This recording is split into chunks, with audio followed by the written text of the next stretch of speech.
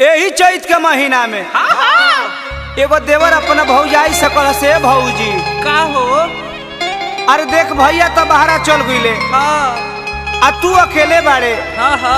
आने मुसमतिया ला खेत में तलहन गाज लागल बिया तो का चाहता रह तो चल ना तने हसुआ लेके ओकरा कटले आवल जा। हमर डार नु दुखाता औरू का होता रे हेने दुखाता हेने हटो ना तनी हेने। अरे बाप रे अरे इतना दर्द में बड़ा कहले ना हमरा से तू ना हमरा से सब ना होई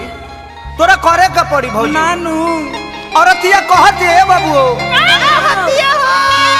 अरे चढ़ते चैतवा देवरा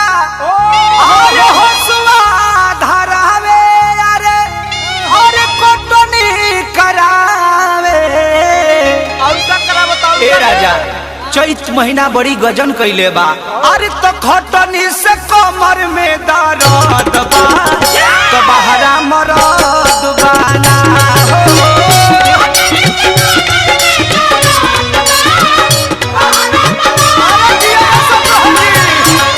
खटनी से डाढ़ में दर्द बा तो बहरा मरद बाना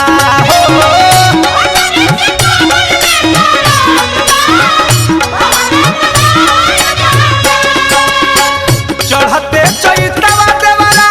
हसुआ धरावे आहे कोटनी करावे खटनी से कमर में दर्द बा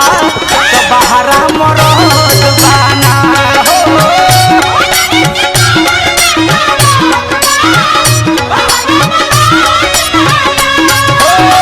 खटनी से कमर में दर्द बा तो बहरा मरद बाना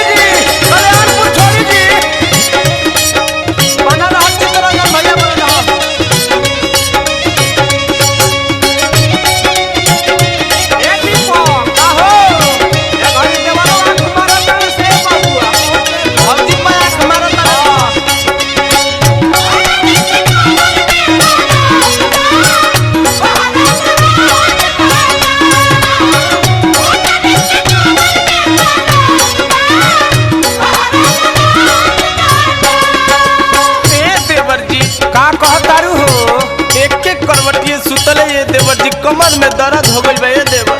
3 दिन से तोरा हम कहता नहीं कि चले के बाद बाकी तू सुनत बारे ना मान ना जाई देवर जी प्लीज पथत बदान बासु बलले के कारे बहे पुरवैया लहा नसना सचढ़े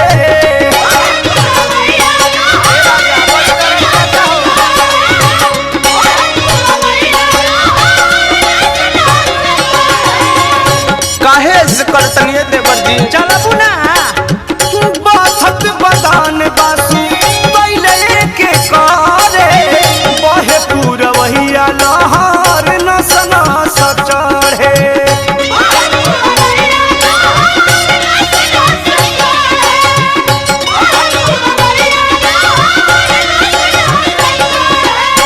कोइल बड़ा दास अब हद बा अरे जिया कोइल बड़ा दास अब हद बा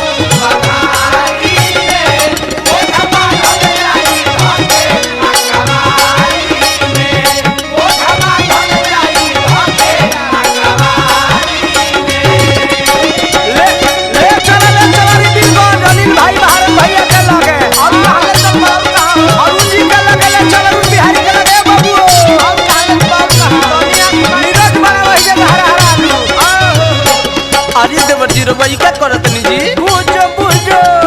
अरे रवा चौदर बिछा के एने धरतनी ओने धरतनी का करतनी जी अस्थिर नहीं खेला करे खातिर देखुन तो खेले करी खोल के बिछाई देलो बोझा पे चदरिया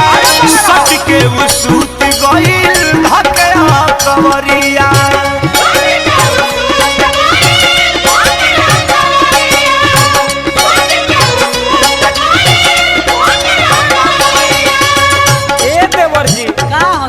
रउआ पिंटू प्रेमी आ सुनील सुपर फाइट के आदत धर लेले बानी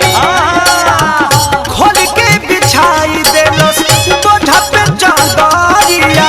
सट के उसूत गइल धकया कवरिया